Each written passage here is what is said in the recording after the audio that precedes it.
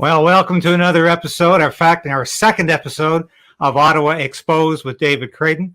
I'm David Krayden, senior parliamentary columnist for the Western Standard, and my beat is Ottawa and the federal government and what Justin Trudeau is up to every week.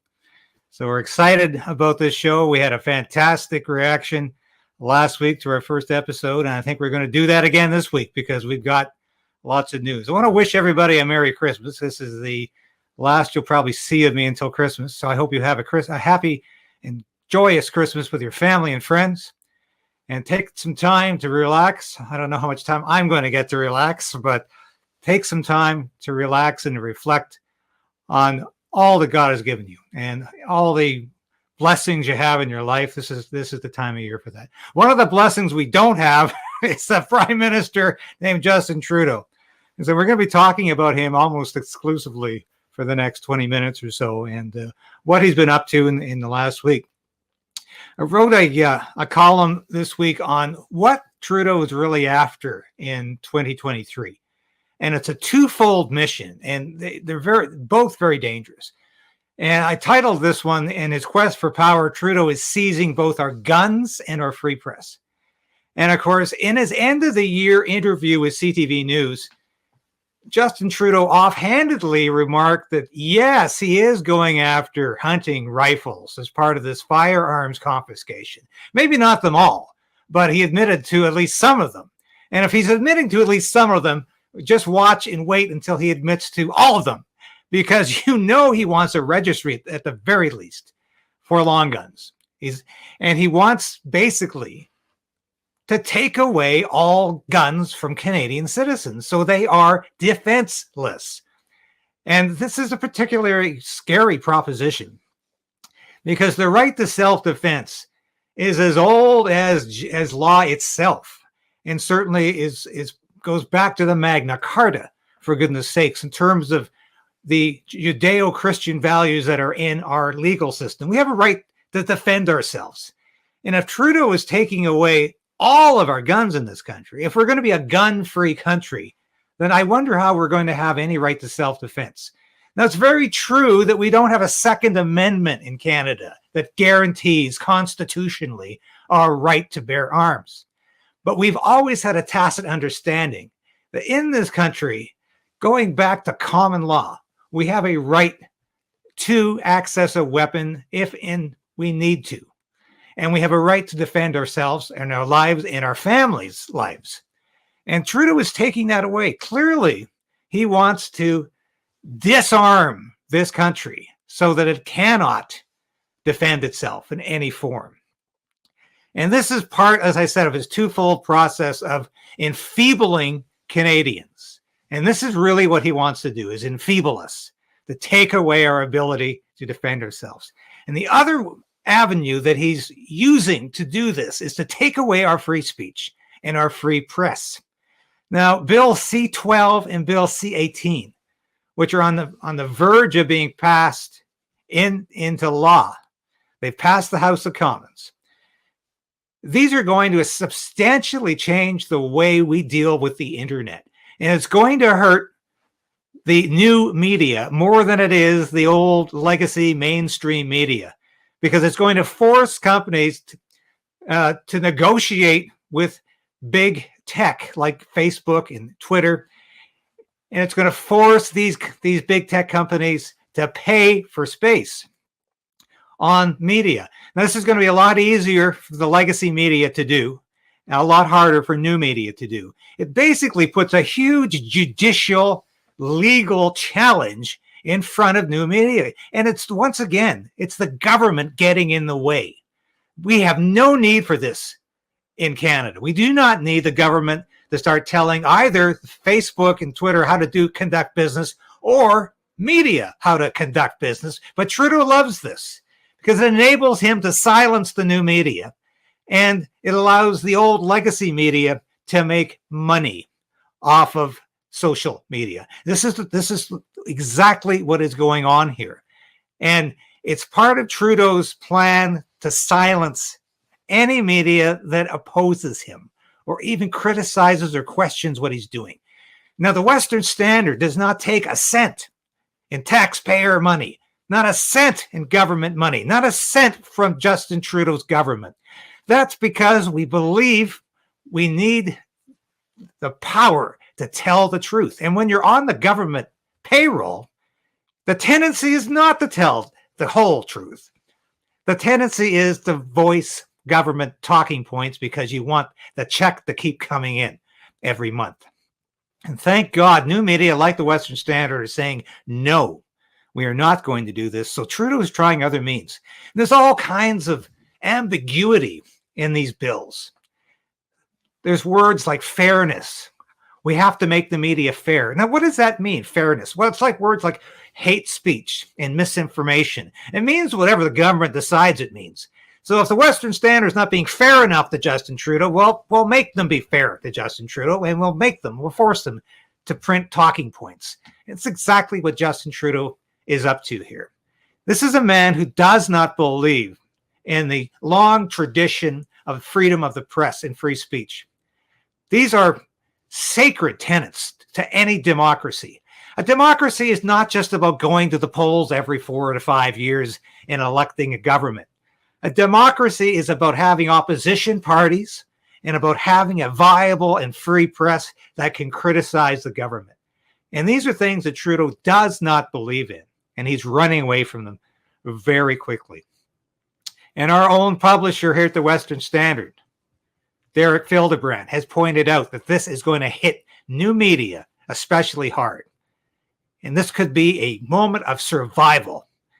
So we've got to fight these bills, and we've got to fight Justin Trudeau's agenda, which is to take away our guns, to take away our free press. And that's what he's up to here. And this is a fight of a lifetime, really. And I think we have to be very adamant in our opposition to this and determined to roll it back if it does become law. And that's why we have to change this government.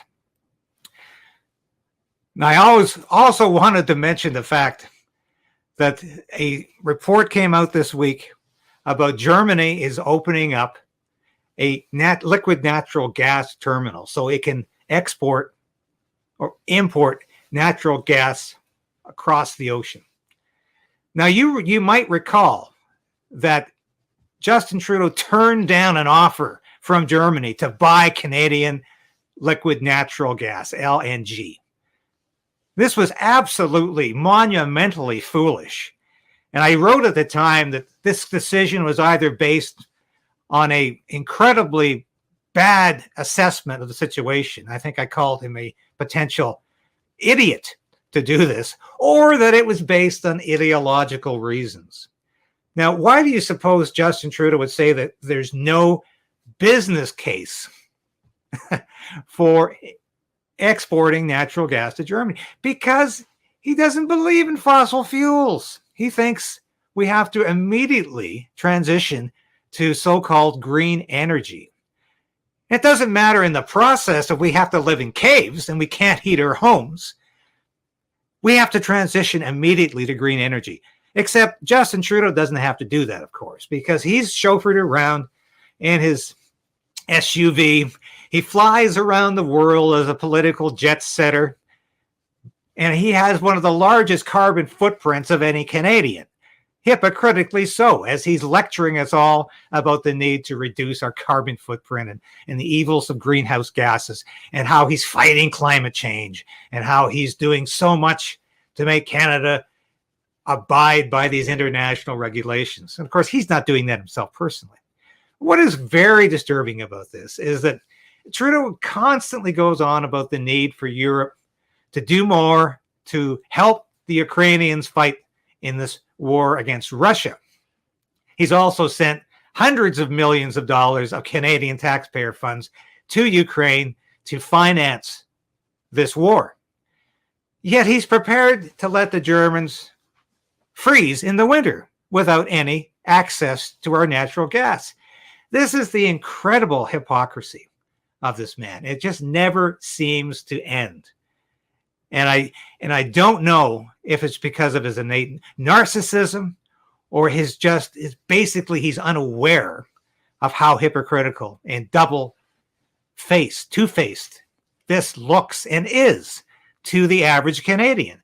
who has to deal with high gas prices and high heating prices this winter. And yet Trudeau is going on about the fact we can't sell gas to the Germans. This could have been one of the largest investments in Canadian history. This could have been one of the most incredible deals we ever followed through on. But Trudeau said no.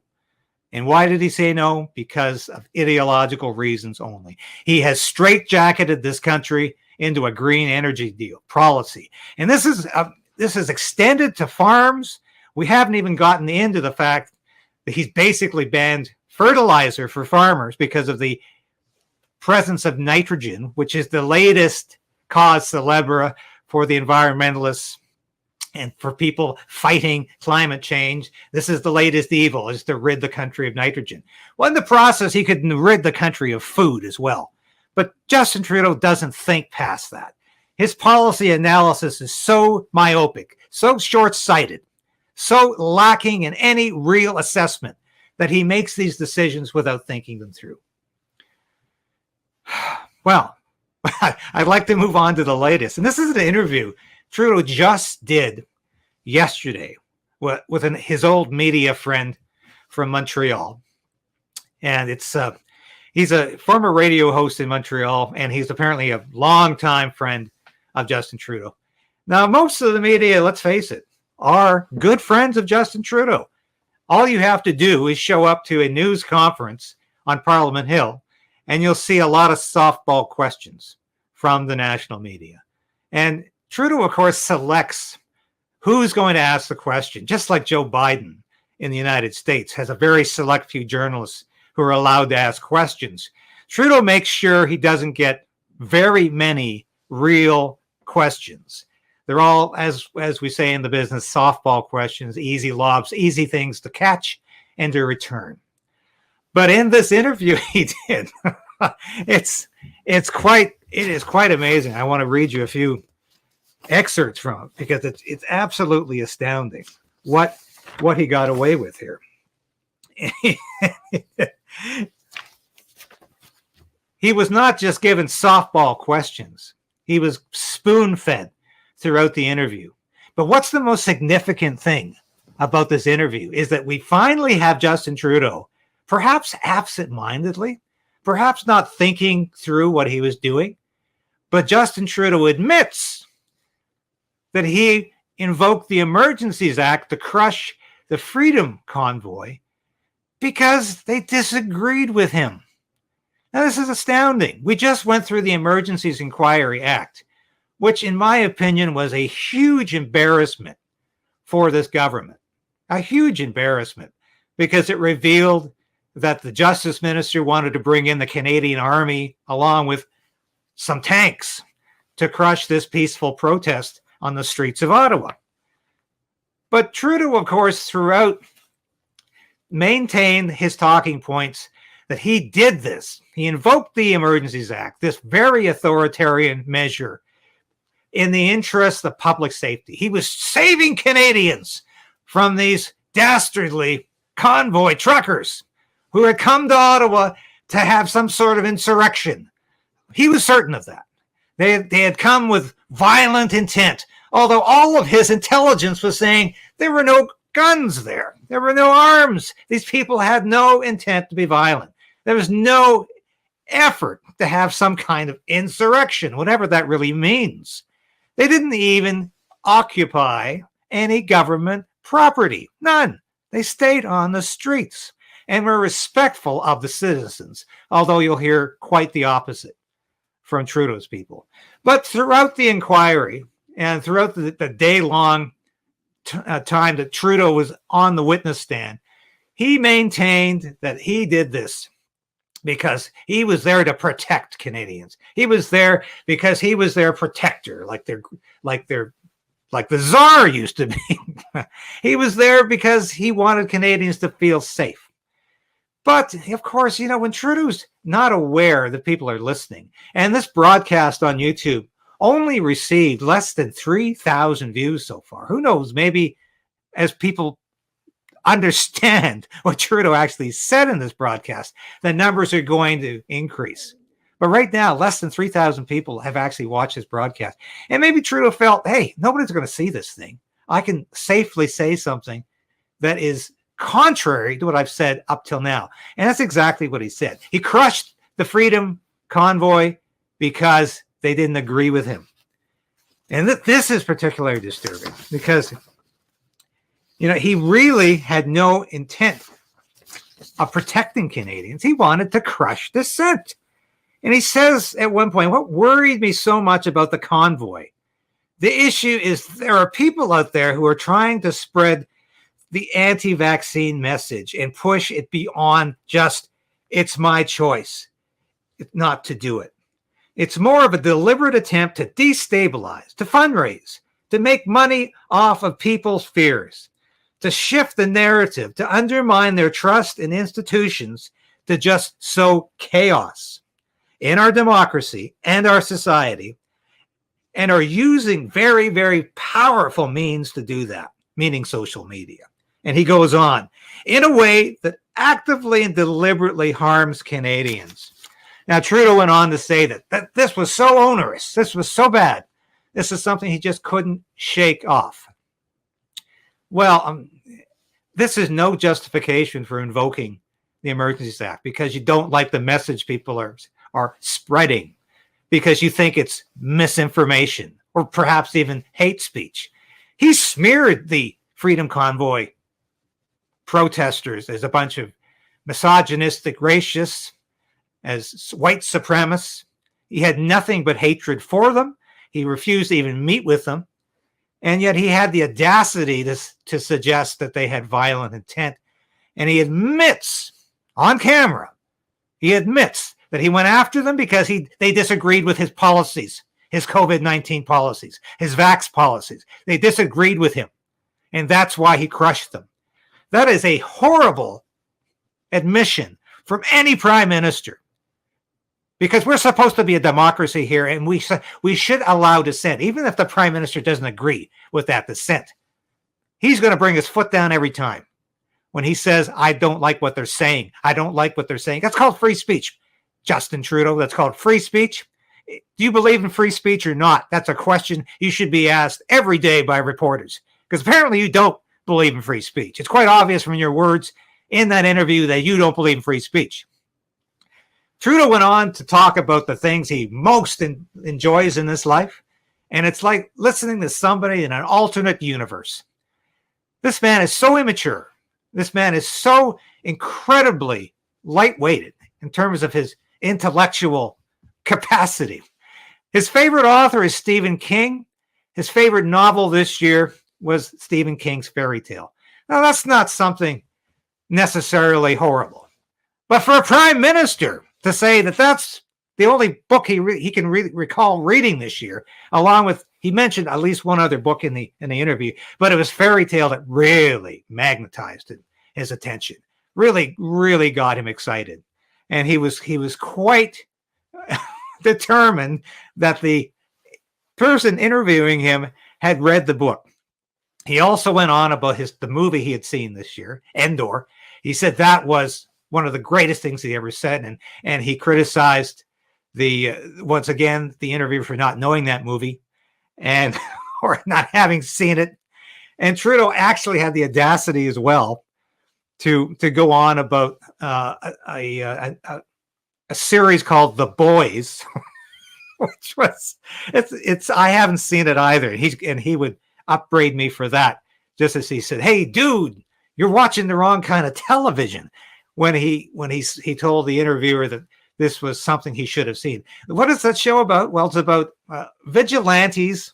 Ooh, vigilantes. That's something Trudeau is not supposed to agree with. Vigilantes going after superheroes. So whether it's horror fiction, sci-fi, or superheroes, Justin Trudeau seems to have the intellectual appetite of a 17-year-old. And perhaps that's why he doesn't spend a lot of time looking at policy. In fact, he complained about all of these briefing notes he has to deal with. And he feels ground up by this because he has to deal with all this reality. Goodness God, if he could just escape to this alternate universe and just watch sci-fi. Well, there's hope for you, Mr. Prime Minister. There's hope. It's called the next election. And we can retire you anytime you want. And in fact, I'd be very surprised if you survive to run in that next election, given the fact that your own caucus is extremely upset with you at times because you present them with policies that are impossible to sell to constituents. So that's where Trudeau is at the end of the year. Speaking his mind without the talking points in front of him, that's the best of Trudeau, because he says things he won't say when he's scripted. And he is scripted at most events because they're afraid he's going to go off message. And he goes off message when he's talking to extremely friendly journalists, forgetting his own words can get him hung up. And that's exactly what happened in this interview. So I hope you read those columns. And I want you to subscribe to the Western Standard if you haven't done so already. It's www.westernstandard.news. And subscribe to this new media, because this is where the action is. This is where the news is being reported. We're unapologetic about talking about things that are truthful. We talk about Trudeau's euthanasia program. We talk about the fact that he is a prime minister with only one vision, and that's to accrete more power, to gain more authoritarian power unto himself. That is what Justin Trudeau is all about. I encourage you to visit the Western Standard if you don't do so every day. Read my columns, read the news, the breaking news that's coming from our reporters across Canada, and find out what's really going on in Ottawa. This is why this show is called Ottawa Exposed, because we have traditionally in Ottawa had a press corps that likes to cover up, that likes to ignore, that likes to pretend the scandal isn't out there. They don't report things because we have a cushy role between government and the media. And it's always been that way. Probably because CBC has been, as one of the leading players in that national media, is entirely owned by the federal government. And now that Trudeau has sunk $600 million into subsidizing other media, we have so many media that are in the government's pocket. And that can't continue. So subscribe to the Western Standard. Read my column. I write virtually every day. And find out what's happening, what's really happening here in Ottawa. Because I tell you, there's a lot to expose. I want to wish you all, again, a Merry Christmas. And be back here next week when we continue to discuss what's going on. And believe me, it never stops. The news never stops in Ottawa, even though it's a holiday season, even though Christmas is on the way and New Year's after that. The news never stops coming. So I encourage you to read our webpage every day and to find out what's happening. And we thank you in advance for doing that. So for Ottawa Exposed, I'm David Krayden. I'm saying goodbye for now, but please join me again next week for another installment of Ottawa Exposed. Thank you.